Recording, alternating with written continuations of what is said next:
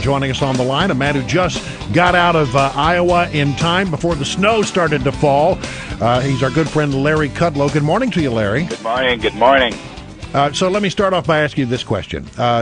What sent you to Iowa, and what were your thoughts about the results in Iowa, where Ted Cruz won, but Donald Trump and I'd say Marco Rubio came very close to a tie? Yeah. Well, first of all, I went to Iowa. I wanted to meet people in Iowa. I'd never done that before. Yeah. So I met a bunch of people from Iowa, and it was a great experience. They call it Iowa nice. So let me say something good about Iowa. As far as the race goes, look, give credit to Cruz. Okay, he got his base out. He got his base out nicely and won. Give a lot of credit to Rubio for his come from behind. He closed well and finished third. As regards Trump, no, it was not a great night for Donald Trump, but I'm not sure how bad a night it was either. After all, Iowa is not a Trump state, and a lot of people thought he wasn't going to really contest it. He did. Expectations got a little high. But, 24%, is that what he got? That's pretty good considering it's a heavy evangelical vote, which is, again, that's Cruz's base. It's not Trump's base. I think that if Donald had gone to that debate, he might have conceivably pulled it out.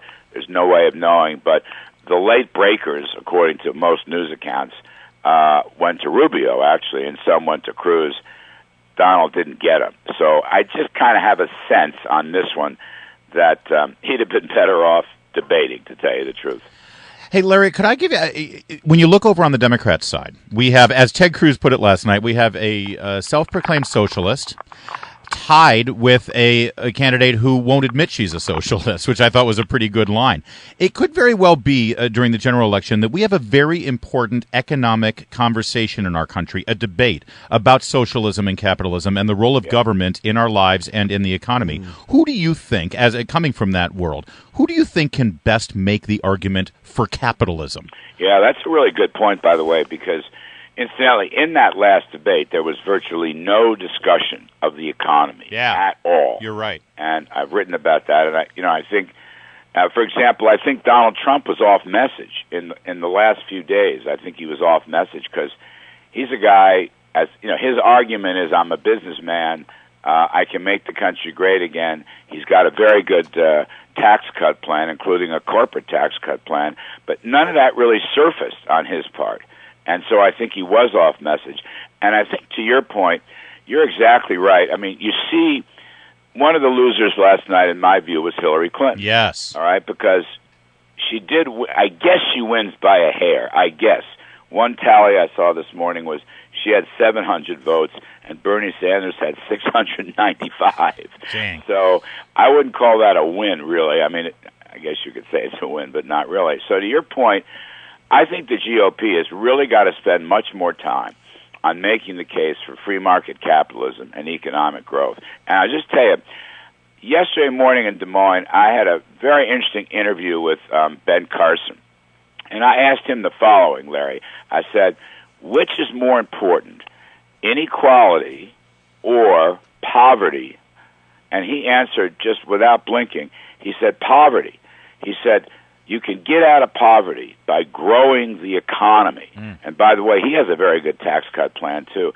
He said, fighting inequality, going after rich people, is not going to help the economy, and therefore it's not going to help poverty. And therefore, this inequality business is really a straw horse. The Democrats are off on the left wing on this. So I like your point because I think this is what the Republicans have to do. Cruz, Rubio, Trump, they all have to really sort of get back on message. And remember, New Hampshire is totally different than Iowa. You don't have the block of evangelicals in New Hampshire. In fact, you don't see that block in practically any other state. So I think this thing's still up for grabs. I myself don't think Iowa's all that important, down through the years. People have won, Rick Santorum, Mike Huckabee, they won Iowa and went nowhere. And even years ago, Ronald Reagan lost Iowa, and he wound up winning. So I think that, the big stuff is still in front of us. That's what I'm saying. Very quickly, with the time running down, who falls out now? Huckabee has apparently said O'Malley's out. Who else do you think might jump out? Well, I just have to say I don't really know that answer, but look, you look at the so-called moderate Republicans, Kasich, Bush, Christie, I'm probably forgetting somebody. They did abysmally in Iowa. I mean, really, like 3%. And it just, I don't know.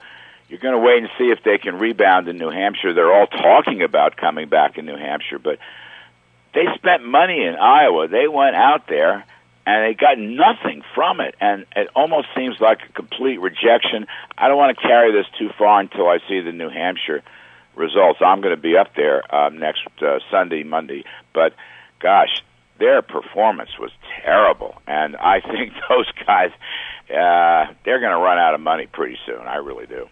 Larry, sorry, we got to leave it there, Larry. But thank you for joining us, as always. And we'll see you up in New Hampshire.